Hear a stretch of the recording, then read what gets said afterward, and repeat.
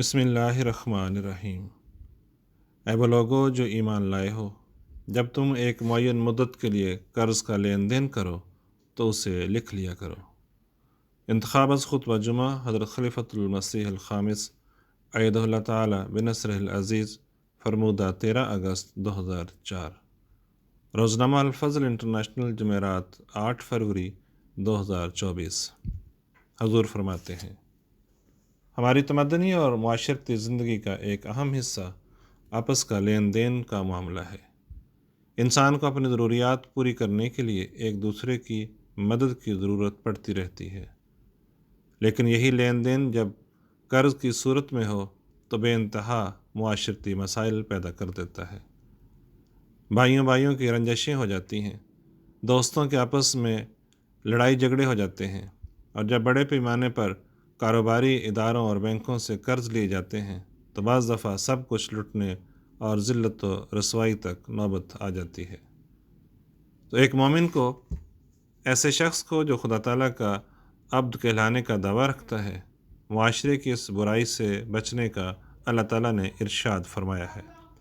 اور پھر طریق بھی فرما دیا کہ کس طرح لڑائی جھگڑوں اور ذلت و رسوائی کی باتوں سے بچا جا سکتا ہے۔ اسلام نے قرض دینے والوں کو بھی بتا دیا کہ کس طرح قرض دینے کے بعد واپس لینے کا تقاضا کرنا ہے، اور لینے والوں کو بھی بتا دیا کہ تم نے کس طرح حسن ادائیگی کی طرف توجہ دیتے ہوئے معاشرے میں اپنا مقام پیدا کرنا ہے یا اپنا مقام بلند کرنا ہے۔ قرآن کریم نے اتنی گہرائی میں جا کر انسانی نفسیات کو مد نظر رکھتے ہوئے لین دین جو قرض کی صورت میں ہو اس کا حساب رکھنے کا طریق سکھایا ہے کہ اگر نیت نیک ہو تو سوال ہی نہیں پیدا ہوتا کہ فریقین کو کسی بھی پریشانی کا سامنا کرنا پڑے۔ اللہ تعالیٰ فرماتا ہے، یا ایھا الذین آمنوا اذا تداینتم بدین الی اجل مسمی فاکتبوہ۔ اے وہ لوگو جو ایمان لائے ہو، جب تم ایک معین مدت کے لیے قرض کا لین دین کرو تو اسے لکھ لیا کرو۔ اب یہ دیکھیں کتنا خوبصورت حکم ہے۔ بعض لوگ کہہ دیتے ہیں کہ ہمیں بڑا اعتبار ہے، کیا ضرورت ہے لکھنے کی،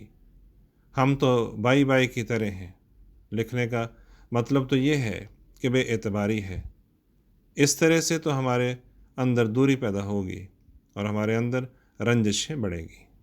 اور ہمارے آپس کے تعلقات خراب ہوں گے۔ تو یاد رکھیں کہ اگر تعلقات خراب ہوتے ہیں اور اگر تعلقات خراب ہوں گے تو تب ہوں گے جب قرآن کریم کے حکم کی خلاف ورزی کریں گے، نہ کہ قرآن کریم پر عمل کرنے سے۔ بعض دفعہ یہ لکھتے ہیں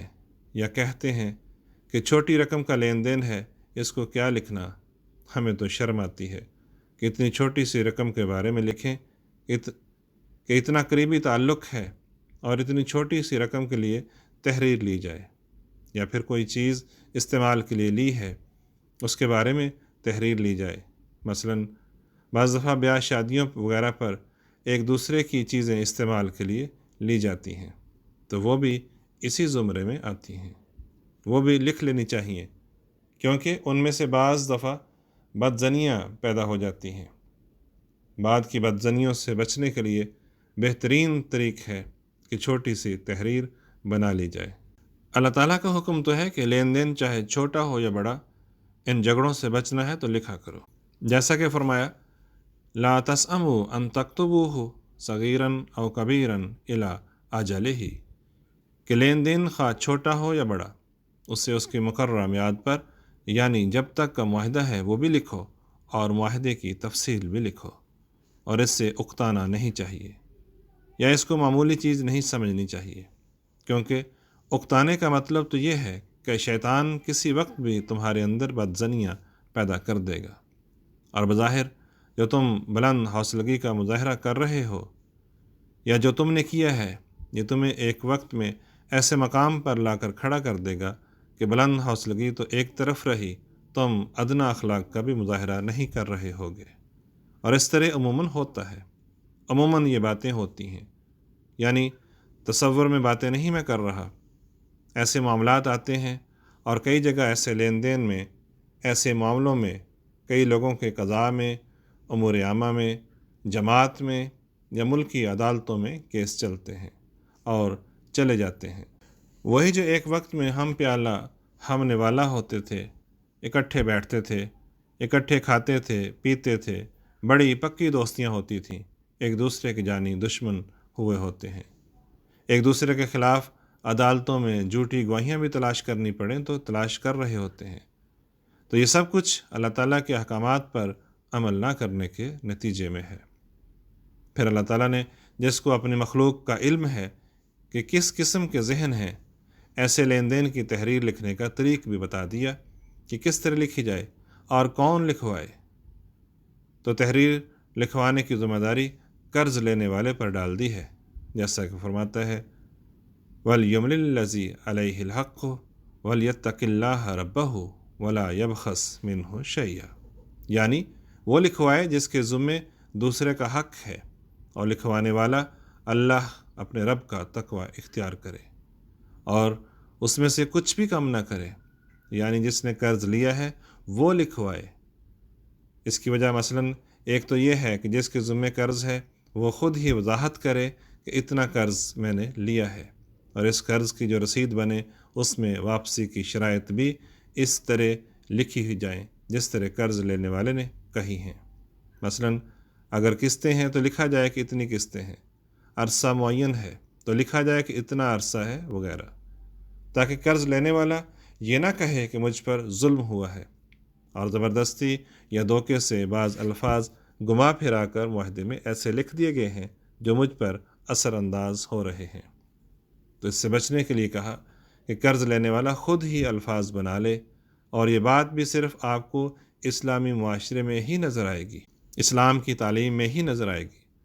پھر قرض دینے والے کو ثواب کا حقدار قرار دیا گیا ہے کہ اگر وہ قرض دیتے وقت سہولت والی شرائط منظور کر لے تو اس کو ثواب ملے گا۔ آج کل دنیا میں عموماً یہ ہوتا ہے کہ قرض دینے والا اپنی شرطیں ڈکٹیٹ کرا رہا ہوتا ہے۔ اسلام کی تعلیم میں قرض لینے والا اپنی شرائط پر قرض لے رہا ہے، اور قرض دینے والے کو یہ حکم ہے کہ تم شرائط مان لو، تم کو اس کا بڑا اجر ملے گا۔ آگے اس بارے میں کچھ حدیثوں کا ذکر کروں گا۔ پھر یہ کہ قرض لینے والا جب اپنی شرائط پر قرض لے لے گا تو پھر پابند بھی ہوگا کہ ان کو پورا کرے۔ اس کو پھر یہ شکوہ نہیں ہوگا اور نہ ہونا چاہیے کہ مجھ پر ظلم ہوا ہے۔ پھر قرض خواہ کے خلاف کسی قسم کی شکایت نہیں ہوگی۔ تو یہ اسلامی معاشرے کی خوبصورتی ہے کہ ضرورت مند کے لیے ضرورت مہیا کرنے کے، ضرورت بہم پہنچانے کے سامان پیدا کیے گئے ہیں۔ پھر یہ کہ اگر دونوں کو لکھنا نہ آتا ہو تو اپنے واقفوں میں سے، اپنے قریبیوں میں سے، اپنے عزیزوں میں سے کسی کو تلاش کر لو جو لکھنا جانتا ہو، تو اس سے تحریر لکھواؤ۔ اور اس بات کو اتنی اہمیت دی ہے کہ لکھنے والے کو بھی کہہ دیا کہ ایک تو انصاف سے لکھو، انصاف سے تحریر بناؤ، کسی کی قرابت داری یا عزیز داری تمہیں اس بات پر نہ ابھارے کہ تحریر میں کسی فریق کی ناجائز حمایت کر دو۔ اور پھر یہ بھی کہ اللہ تعالیٰ نے تمہیں جو علم دیا ہے، یعنی لکھنا سکھایا ہے، تو وہ تمہیں اس بات کا بھی حکم دیتا ہے کہ جب بھی کسی کی تحریر لکھوانے کا معاملہ تمہارے پاس آئے تو تم نے انکار نہیں کرنا۔ سارے معاشرے کو اکٹھا جوڑ دیا ہے۔ پھر یہ بھی کہ جس نے قرض لیا ہے اس بات کی طاقت نہیں رکھتا، اتنا پڑھا لکھا نہیں یا ذہنی طور پر کم ہے، تو اس کی کم علمی یا بے وقوفی سے فائدہ اٹھا کر کوئی قرض دینے والا اس کو نقصان نہ پہنچا دے۔ اس لیے فرمایا کہ اس کا کوئی قریبی عزیز یا ولی اس کی طرف سے تحریر لکھوائے، یا بعض دفعہ بعض نابالغ ایسے ہوتے ہیں جن کی جائیداد ہوتی ہے، ان سے بھی بعض لوگ قرض لے لیتے ہیں۔ اس طرح بھی بعض دفعہ ہوتا ہے کہ کسی کو قرض کی تھوڑی سی رقم دے کر، بے وقوف بنا کر، اس کی مجبوری سے فائدہ اٹھا کر، اس سے کئی گنا سود منافع کا نام دے کر لے لیتے ہیں۔ اس سے بھی بچانا فرض ہے۔ پھر اتنی احتیاط کی گئی ہے کہ کوئی وقت ایسا بھی آ سکتا ہے جب کسی قسم کی بدظنیاں پیدا ہو جائیں، ہر کوئی اپنے مطلب کی بات کرنے لگ جائے اور جھگڑے اور رنجشیں پیدا ہونی شروع ہو جائیں، تو اس سے بچنے کے لیے فرمایا کہ جب یہ تحریر مکمل ہو جائے تو اس پر گواہوں سے گواہی بھی ڈلوا لو،